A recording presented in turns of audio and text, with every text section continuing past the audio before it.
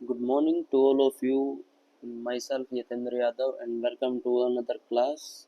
And today we will study about principle of inheritance, unit genetics, chapter first, principle of inheritance.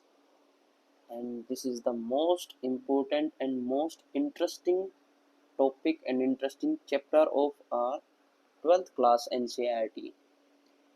And आज हम लोग इसमें सबसे पहले बेसिक टर्मिनोलॉजी को कंफर्म करेंगे जो हम लोगों को आगे हेल्प करेगा पूरे प्रिंसिपल ऑफ इनहेरिटेंस चैप्टर और पूरी जेनेटिक्स को समझने में।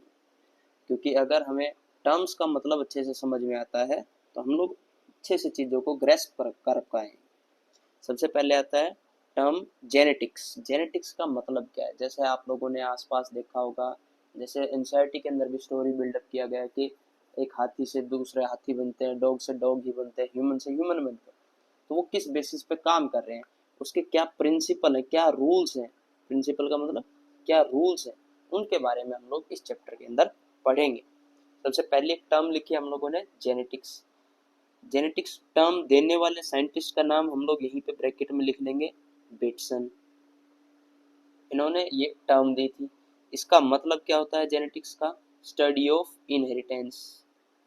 Study of inheritance. इनहेरिटेंस का मतलब होता है जो पीढ़ी दर पीढ़ी हमें अपने पूर्वजों से मिलता है, वो चीज कहलाती है इनहेरिटेंस। इसके अंदर हम लोग दो जेनेटिक्स को समझने के लिए दो टर्म्स का यूज किया जाता है। दो टर्म्स कौन कौन से हैं वो? सबसे पहला है हेरिडिटी एंड वेरिएशन। हेरिडिटी का क्या मतलब है? हेरिडिटी एक प्रोसेस है जिसके थ्रू जो कैरेक्टर्स हैं पेरेंट से प्रोजेनी के अंदर ट्रांसफर किए जाते हैं। सबसे पहले ये क्या है? Process of transmission. ट्रांसमिशन का मतलब कि कैसे पेरेंट जनरेशन से प्रोजेनी तक कैरेक्टर्स का ट्रांसफर किया जाए। किसका transfer? Transmission of characters from parent to progeny. Parent to progeny, heredity. Next word आता है हमारे पास वेरिएशन। वेरिएशन का क्या मतलब है? अब आप लोगों ने अपने आसपास ऑब्जर्व किया होगा कि एक ह्यूमन से दूसरा ह्यूमन बनता है, लेकिन वो ह्यूमन दूसरा जो प्रोजेनी के अंदर या जो चिल्ड्रन है, पेरेंट जनरेशन से चिल्ड्रन जनरेशन है, वो थोड़ा बहुत तो डिफरेंस करती ही करती है। जैसे आप किसी भी एनिमल का, किसी भी ऑर्गेनिज्म का आप अपने आसपास ऑब्जर्व करेंगे, डॉग और कोई बर्ड्स, आप किसी का भी ऑब्जर्व करेंगे तो वो पेरेंट से थोड़ा बहुत तो चेंज के अंदर वेरी चेंज थोड़ा बहुत तो अलग मिलता ही मिलता है। तो कितना अलग है उसी चीज को बोलते हैं वेरिएशन। वेरिएशन का मतलब है अमाउंट अमाउंट ऑफ अमाउंट या फिर कह सकते हैं degree of difference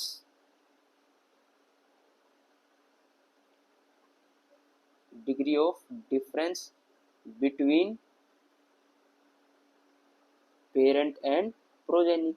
parent and progeny कहने का मतलब कि एक पेरेंट जनरेशन से प्रोजेनी के अंदर कितना बदलाव आया है, उसी चीज को बोलते हैं वेरिएशन। फिर हमारे पास अगली टर्म आती है कैरेक्टर। हम लोगों ने ऊपर कैरेक्टर लिखा, उसी कैरेक्टर को हम लोग समझें। कैरेक्टर से कैरेक्टर का मतलब होता है फीचर ऑफ एन ऑर्गेनिज्म। जैसे आप कोई भी प्रोडक्ट इस्तेमाल करते हैं, कोई भी मोबाइल इस्तेमाल करते हैं, कोई भी प्रोडक्ट इस्तेमाल कर रहे हैं, तो उसके अलग अलग फीचर्स होते हैं, उन्हीं फीचर्स को बोलते हैं उसका character, features of an organism. एक बार चार टर्म्स हैं जो हम लोगों को अक्सर कंफ्यूज करती है, कैरेक्टर, ट्रेट, जीन एंड अलील। एक बार सिंपल सिंपल उनकी डेफिनेशन हम लोग पढ़ेंगे, फिर एक एग्जांपल के थ्रू उनका अच्छे से मतलब समझेंगे। फिर आता है हमारे पास नेक्स्ट टर्म आती है ट्रेट। ट्रेट का क्या मतलब है? ट्रेट का मतलब होता है inherited form of a character. क्या मतलब होता है? Inherited form of a character. For example, एक एग्जाम्पल से समझते हैं इन दोनों टर्म्स को। आप लोगों ने कोई एक दो मार्कर लिए, मार्कर जो व्हाइट बोर्ड पे लिखने के लिए इस्तेमाल किए जाते हैं, मार्कर।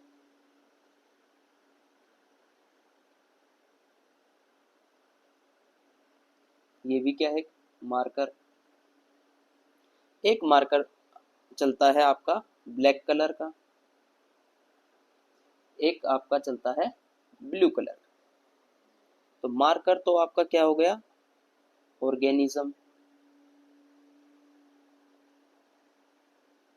मार्कर क्या हो गया आपका? ऑर्गेनिज्म। अब जो इसका कैरेक्टर क्या है, इसका फीचर क्या है? मार्कर का फीचर क्या है? राइटिंग। तो जो मार्कर लिखेगा वो उसका क्या हो गया? कैरेक्टर। यहाँ पे हम लोग लिख सकते हैं जो मार्कर राइटिंग करेगा वो राइटिंग क्या कहलाएगा? आपका फीचर। उसी फीचर को हम लोग एक तरीके से बोल सकते हैं कैरेक्टर। ये राइट करके लिखने के काम आएगा।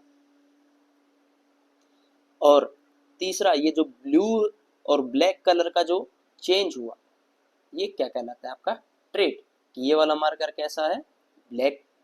इसने कौन सी राइटिंग को इनहेरिट किया? कौन सी राइटिंग को मतलब अपने पेरेंट्स से गेन किया? ब्लू। या कौन सी राइटिंग को किया? ब्लैक। तो आपका ट्रेट क्या कहलाएगा? ये फर्स्ट मार्कर, ये सेकंड मार्कर। तो ट्रेट दोनों मार्कर के अलग अलग है। इनहेरिट कौन किया? First marker. फर्स्ट मार्कर का ट्रेट क्या है? Black writing marker. Second marker का ब्लू राइटिंग मार्कर।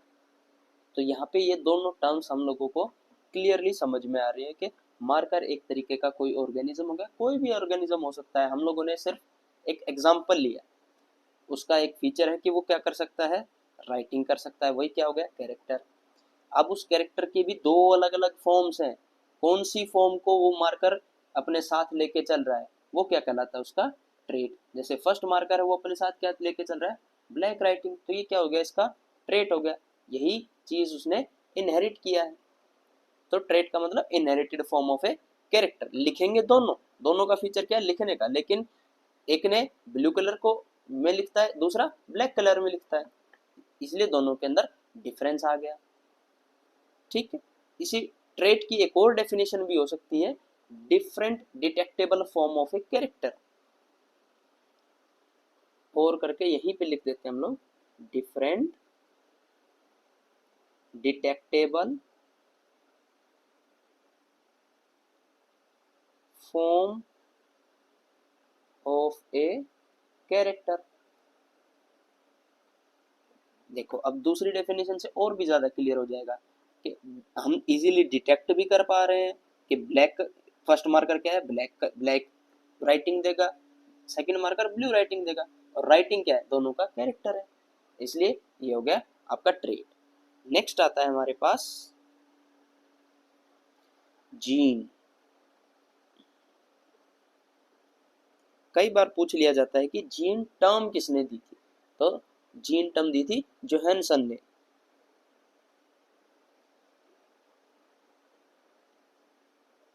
अब जीन का मतलब क्या होता है वो देख लेते हैं। केमिकली, केमिकली तो जीन क्या कहलाता है? Chemically segment of A DNA. कई सारी डेफिनेशन बनती है जीन की। Chemically segment of DNA, segment of DNA. DNA का कोई भी एक पार्ट वो क्या कहलाएगा? जीन। जेनेटिक्स के हिसाब से हम लोग इसकी डेफिनेशन क्या पढ़ेंगे? unit of inheritance which is responsible for a character. Unit of inheritance responsible for a character. Responsible for a character. कहने का मतलब, यूनिट का मतलब होता है इकाई। ये हम कह रहे हैं कि एक ऑर्गेनिज्म से, पेरेंट से प्रोजेनी के अंदर कैरेक्टर जा रहे हो, किस बेसिस पे, किसके थ्रू जा रहे हो, सारे जीन्स के थ्रू जा रहे हैं, इसलिए इसको क्या बोला गया, यूनिट ऑफ इनहेरिटेंस। और यही जीन्स, अलग अलग जीन्स ही रिस्पॉन्सिबल है एक कैरेक्टर के लिए, एक ऑर्गेनिज्म के पास फीचर लाने के लिए, एक ऑर्गेनिज्म के पास कैरेक्टर लाने के लिए कौन रिस्पॉन्सिबल है, जीन्स। नेक्स्ट आती है टर्म हमारे पास अलील। नेक्स्ट टर्म आती है अलील। अलील टर्म दी थी बेटसन ने।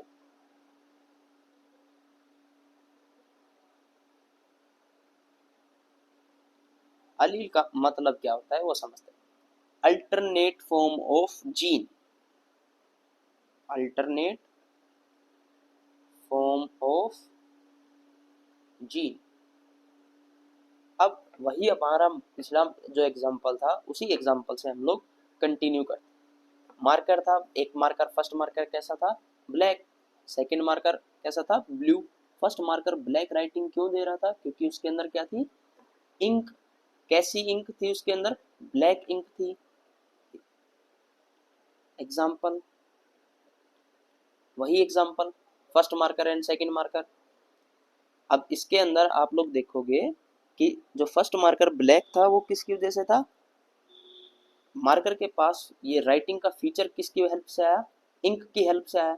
तो इंक आपका क्या हो गया, जीन, क्योंकि इंक की हेल्प, इंक के बदौलत ही उसके पास क्या है, राइटिंग का फीचर आया। और हम लोगों ने लिखा जीन की डेफिनेशन के अंदर कि जीन क्या होता है, unit of inheritance responsible for a character. मतलब जीन की वजह से ही कैरेक्टर आएगा। तो मार्कर के पास लिखने का कैरेक्टर किसकी वजह से आया, इंक की वजह से आया। तो इंक आपका क्या डिनोट करेगा, जीन को डिनोट करेगा, सिंबलाइज करेगा। कनेक्ट करके देखें आप। फिर अब एक मार्कर कैसा है, एक मार्कर के अंदर है ब्लैक इंक और एक मार्कर के अंदर है ब्लू इंक। दोनों है तो इंक, इंक की ही अलग अलग फॉर्म है, तो वही क्या कहलाएंगे आपके अलील। तो आपका ब्लैक इंक,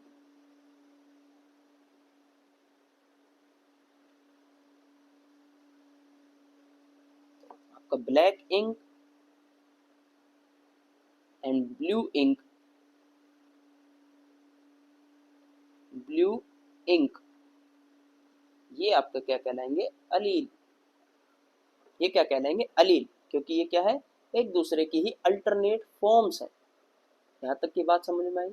एक मार्कर, दो अलग अलग मार्कर की हेल्प से हम लोगों ने चारों टर्म्स को समझा, कैरेक्टर, ट्रेड, जीन एंड अलील। यही चीजें हम लोगों को आगे कंफ्यूज करती है, इनका बेसिक समझना बहुत जरूरी है। अगर फिर भी आपको लगे कि आपको कोई चीज समझ में नहीं आई, तो आप कमेंट बॉक्स के अंदर मेंशन कर सकते हैं, मैं आपको और दूसरे तरीके से समझाने की कोशिश करूँ। फिर नेक्स्ट हमारे पास टर्म आती है जीनोटाइप। इन्हीं सब टर्म्स को हम लोग इस्तेमाल करने वाले हैं पूरे चैप्टर के अंदर। जीनोटाइप, जीनोटाइप का मतलब क्या होता है, जेनेटिक कॉन्स्टिट्यूशन। जीनोटाइप का मतलब जेनेटिक कॉन्स्टिट्यूशन और combination of an organism, of an organism. कहने का मतलब क्या है कि उसके अंदर कौन कौन से जीन्स हैं, कौन कौन से, कैसा उसका जीन्स का कॉम्बिनेशन है, वो उसका क्या कहलाता है, जीनोटाइप। नेक्स्ट टर्म आती है हमारे पास फिनोटाइप। उन जीन्स के बदौलत वो कैसा बाहर से दिखता है, वो क्या कहलाएगा आपका, phenotype. External appearance, external appearance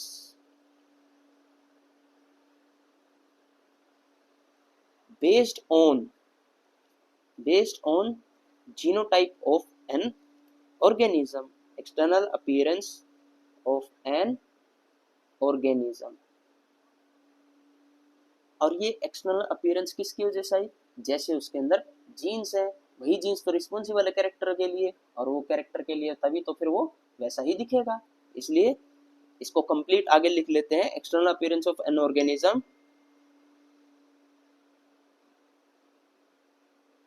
due to its genotype and environment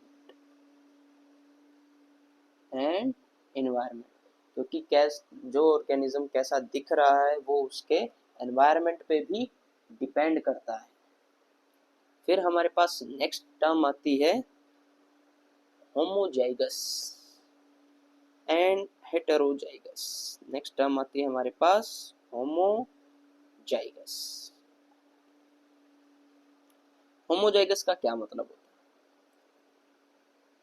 अगर किसी एक ऑर्गेनिज्म के पास एक कैरेक्टर के लिए जो जीन्स प्रेजेंट है वो जीन्स एक जैसे प्रेजेंट है तो वो क्या कहलाएंगे?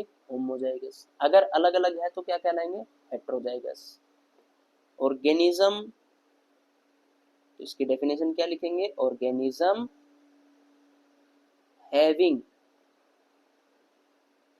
Identical allele for a character, जैसे हम लोग चैप्टर आगे से पढ़ेंगे तो एक कैरेक्टर के लिए, एक कैरेक्टर को कंट्रोल करने के लिए जीन्स पेयर जीन्स का पेयर प्रेजेंट होता है। पेयर के अंदर दो जीन्स प्रेजेंट होते हैं, वो सेम भी हो सकते हैं, वो अलग अलग भी हो सकते हैं। अगर वो सेम है तो क्या कहलाएंगे? होमोजाइगस। अगर वो अलग अलग है तो वो क्या कहलाएंगे? हेटेरोजाइगस। क्या कहलाएंगे? Heterozygous. Organisms having non identical alleles for a character, ये हो जाएगी इसकी डेफिनेशन। ऑर्गेनिज्म हैविंग नॉन आइडेंटिकल, या फिर डिफरेंट भी लिख सकते हैं, अलील फॉर ए कैरेक्टर। और इसी तरह से हम लोग जीन्स को भी बोल सकते हैं homozygous gene and heterozygous gene. फिर हमारे पास नेक्स्ट एक टर्म आती है फिनोकॉपी। ये टर्म इतनी इस्तेमाल नहीं की जाती है लेकिन फिर भी हमें हमारे समझने के लिए, नॉलेज के लिए अच्छी। फिनोकॉपी क्या है? इस फिनोकॉपी का मतलब क्या होता है कि अगर एक इंडिविजुअल है स्टार, दूसरा इंडिविजुअल है ये सर्कल, हम लोगों ने क्या बनाया? ये इंडिविजुअल फर्स्ट, ये सेकंड, दोनों को अलग, दोनों का जीनोटाइप अलग अलग है, दोनों का different genotype,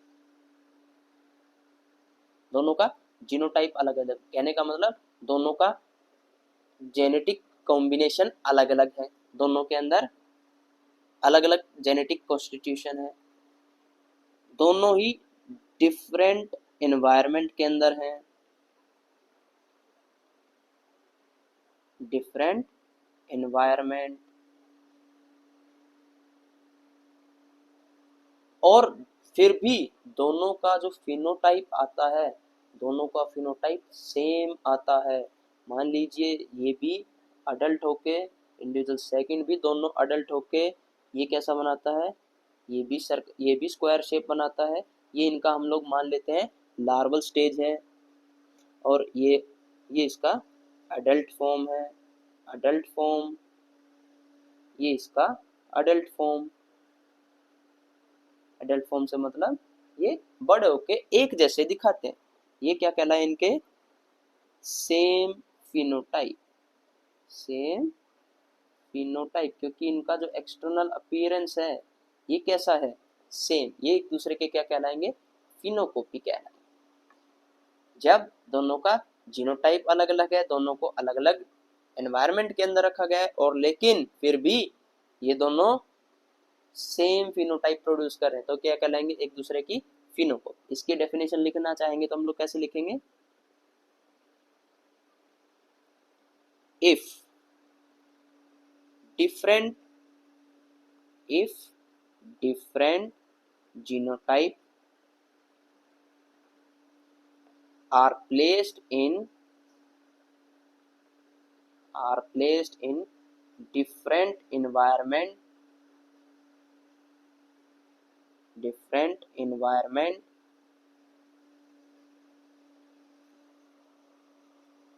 and then they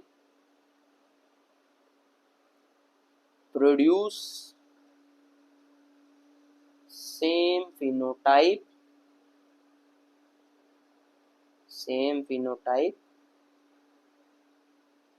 then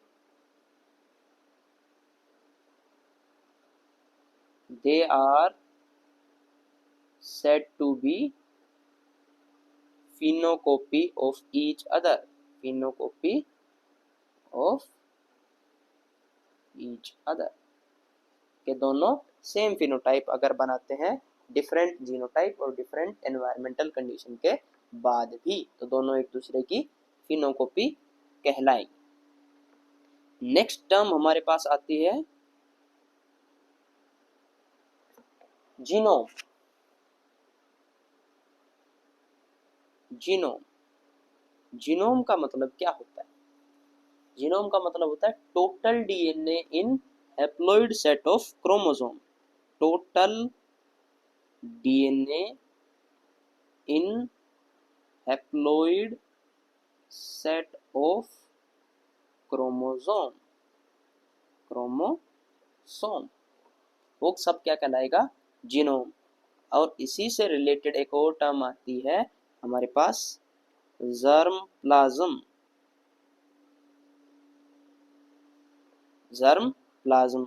इसका मतलब क्या होता है, total DNA in diploid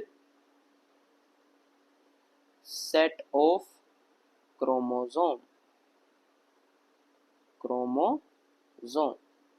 genome को नॉर्मली हम लोग कहीं पे भी डिनोट करते हैं, जहाँ पे भी एन से आप लोग डिनोट करते हैं, हैप्लॉइड सेल डिवीजन वाले चैप्टर में आप लोगों ने पढ़ा होगा एन 2n का मतलब, एन का मतलब हैप्लॉइड सेट के अंदर जितना भी डीएनए है वो क्या कहलाएगा, आपका जीनोम। और एक डिप्लॉइड सेल के अंदर जो जितना भी डीएनए है वो सब क्या कहलाएगा, आपका जर्म प्लाज्म। अब यहीं पे एक और नेक्स्ट हमारी टर्म आती है जिसको हम लोग बोलते हैं जीन पूल। जिसको क्या बोलते हैं, gene pool.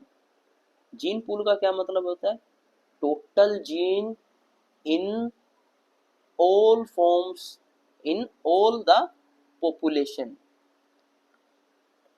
Total gene pool का मतलब total gene in all forms. कहने का मतलब कि जितने भी, जैसे जीन पूल हम लोग क्या बोलेंगे कि जितने भी ह्यूमंस हैं उनका जितना भी डीएनए है वो सब क्या कहें, human gene pool. Forms in population के अंदर जितना भी जीन प्रेजेंट है वो सब क्या कहलाएगा, सबको मिला के क्या बोलेंगे, जीन पूल। एक नोट करके एक और टर्म लिख सकते हैं हम लोग, यूजेनेसिस।